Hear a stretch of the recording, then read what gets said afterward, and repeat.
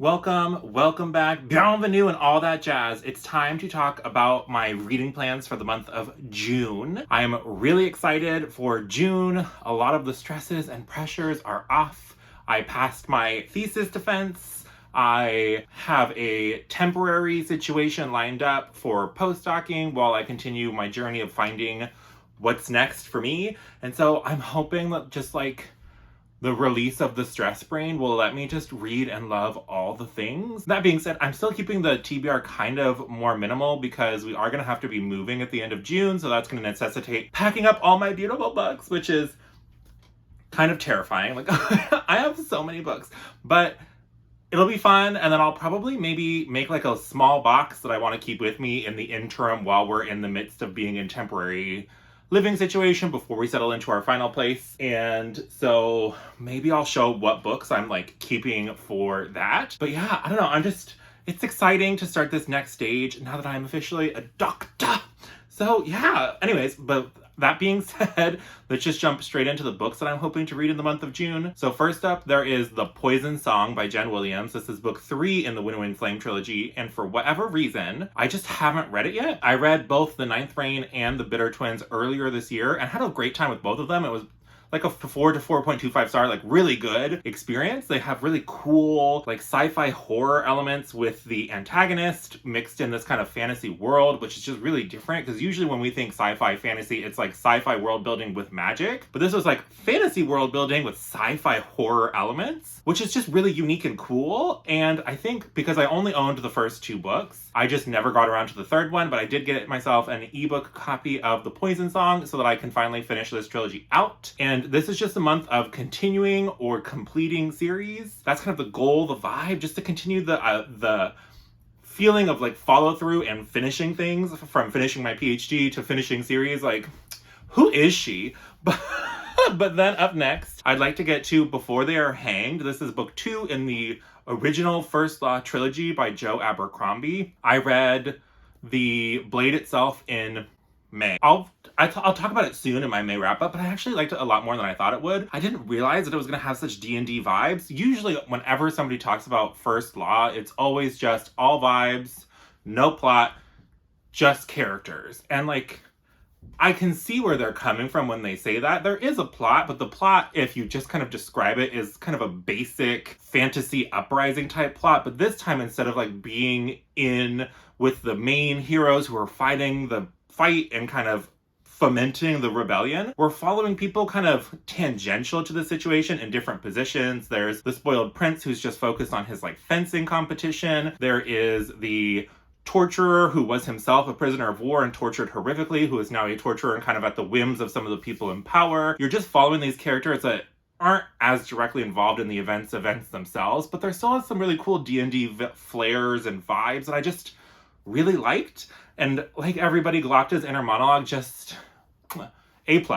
So I always hear people talk about how Before They Are Hanged is one of their favorite sequels and that it's maybe their favorite of the original trilogy. And so that just has me really, really excited to continue. Then I would like to finish my first read ever of the Song of Ice and Fire series, or at least the books that are available to date. So I will be reading A Dance with Dragons by George R.R. Martin. Jashana and I actually buddy read A Feast for Crows. And thank goodness we did, because A Feast for Crows, it was a time to be alive. It was kind of boring, and a lot of it, like 1,100 or 1,200 pages of all. So I'm hoping A Dance with Dragons, since it has more of my favorite POV characters back, will be better for me. So yeah, here's hoping, but we're going to buddy read this one too, to just help each other push through, commit, stick it out to the finish line of finally reading the Song of Ice and Fire series, because both she and I watched the show like a bunch. Like, we're both big Game of Thrones fans. And so it's just been interesting reading the books, and I'd like to finish reading what's available, and then I can be with everybody else and waiting forever for book 6, which may or may not ever come. Then I'd like to continue the Rook and Rose series. So I read book 1, The Mask of Mirrors, in the very beginning of May. I started it in April, finished it in May. And so I'd like to just continue on and read book 2, The Liar's Knot. And this is by the author duo who go by M.A. Carrick. I can't remember what the individual authors are, or who the individual authors are, so you're gonna have to Google that for yourself. But I really enjoyed the vibes, especially of the Mask of Mirrors. There was some cool, like, dream-based magic with this whole dream world, and there was maybe, like, some deific influences, and it was just kind of a fun, like, mystery plot line with almost, like, Batman-y type vibes where we're in this kind of very cool, like, Venetian-inspired city, and there's a lot of maneuvering and politicking. I can speak English, I swear. And it was a lot of fun. And so I'm really excited to just continue because I think the final book in this trilogy is coming out later this year. And so I can read Liar's Knot and be ready for whenever book 3 comes out because Mask of Mirrors was a lot of fun. I am hesitant. We'll see how it goes for me because I've heard some people love the Liar's Knot more than the Mask of Mirrors. And I've heard some people who like it less. I don't think there's many people who like it the same. So it's either better or worse. So here's hoping it's better for me. Then I would like to continue on with my read of The Chorus of Dragons by, I almost said Jenn Williams, but Jenn Lyons. There's a lot of Jenns apparently. And this is book 3, The Memory of Souls. And so I have really been enjoying the world, the characters, the plots themselves in the first 2 books of this series. However, I have not necessarily been vibing as much with the almost like gimmicky style of narrative structure that she has chosen to do. So each book so far has been like an in-world book that is chronicling events that led to things. Like, I don't want to say all of it, but it is just like every chapter you'll be flashing from perspective to perspective, which is normal for like big epic adult fantasy.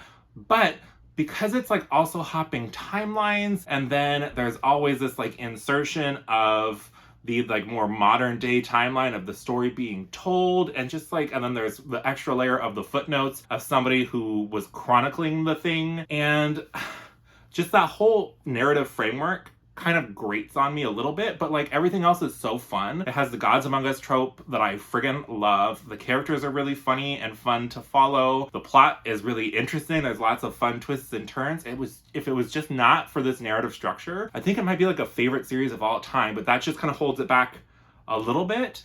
But that being said, with where book 2 ended up and hearing that book 3 has less of that gimmick and it's more kind of just following the like current day plot threads, I'm really excited to see where it goes because we spent a lot of time setting up the big thing, and now I'd like to see us start to deal with said big thing.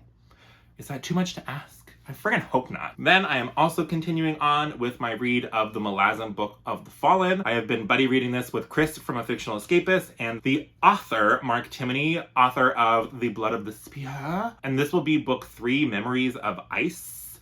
And I am hopeful. So I hear from a lot of people, a lot of the Malazan fandom says you want to read up through book 3 as long as you didn't hate book 1 or 2, and that will help you kind of decide if this is the series for you or not.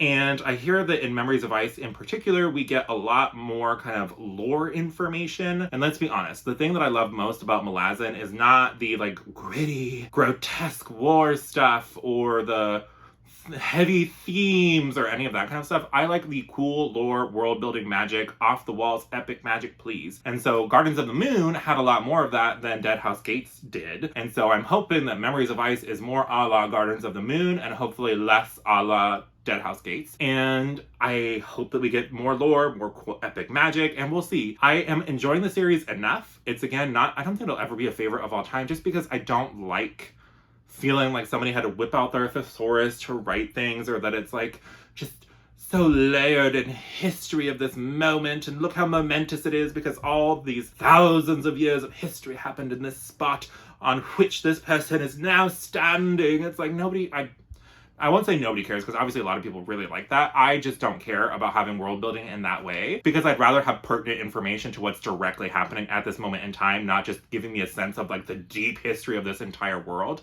I don't necessarily care, especially at this point in the series. So I'm hoping I get more pertinent lore, and I'm hoping that I get more epic of epic magic, but we'll see. Wish me luck. And then the last thing planned is The Phoenix King by Aparna Verma, and this is a traditional publishing of a indie published book that originally came out under the title, I want to say The Boy with Fire, in 2021, like maybe fall 2021. And so now it is being re-released, re-edited, professionally, traditionally, whatever you want to call it, published. And it just sounds kind of cool. It sounds like it has kind of maybe Empire vibes and like, I don't know, like I read the synopsis. I remember none of it because you're welcome. But the cover is really cool, and I'm here just for more non-European inspired fantasy, especially with me reading like A Song of Ice and Fire, which is so steeped in like UK history with the War of Roses and like all of that kind of stuff. So I'm looking forward to something that's more desert fantasy and just from, I think it's like South Asian inspired. So I'm here for it, and I hope it's as good as this cover looks. And then as per usual, the last thing we'll do is the Mug of Mysteries. So if you don't know, at the end of last year, I opened it up on all of my socials, on my community tab, my Instagram, my Twitter, all of that stuff. I asked people to recommend me a book. I then let RN Jesus pick 12 of them. And so every month I've been picking one book to read. And so I've read 4 of the 6 that have been chosen, so I'm not doing too terrible. There's 2 still that I have yet to read. Oops. But so hopefully I'll read this one, and if there's extra time in the month, or if I'm just feeling it, maybe I'll go back and read. I think I still have to read The Golden Key and Guns of the Dawn, because I still have read neither of those, so. So let's see what RN Jesus has in store for us today. And if you're wondering, this is the beautiful Lord of the Rings, the musical mug from when I graduated high school. My friends and I went to London and we got to see that musical before it closed forever. Hopefully, I always hope that someday it'll come back, but who knows. But it was actually a lot of fun, and I still listen to the soundtrack sometimes because I'm that nerd. Anyways, so this month's pick is is The Winter King by Bernard Cornwell. Thanks, Theo. This is historical fiction, kind of King Arthur retelling. I think there's maybe minor, perhaps fantastical elements, but I don't think it's fantasy. I think it's historical fiction. So, me. Love that or not for me, so I guess that's being added. I'll try it. I'll try to go in with an open mind. Historical fiction is just not usually my thing, but King Arthur, maybe. I don't know, whatever. It is what it is. But those are the...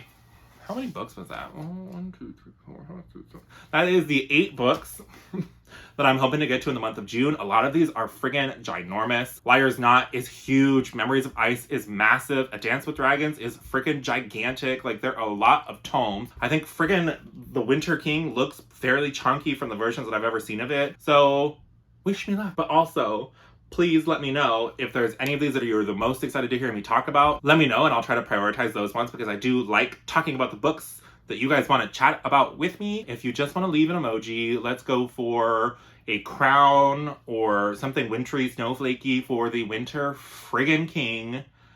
Ugh. Anyways, those are my reading plans for the month of June. I may read more, I may read less. I am still having to pack all my stuff up and move, and I don't know how long that's going to take and what that's going to entail. That'll be a journey for a different day. But anyways, those are all of my reading plans in the month of June. Please let me know what you're planning to read for June. Have you read any of these? Do you want to chat about any of these? Spoiler free, of course, because I obviously haven't read them yet. But that will do it for today's video. So please like this video if you liked it. Subscribe if you want to see more bookish shenanigans like this from moi. Other than that, I hope you have a great rest of your day, and I'll talk to you again soon. Bye!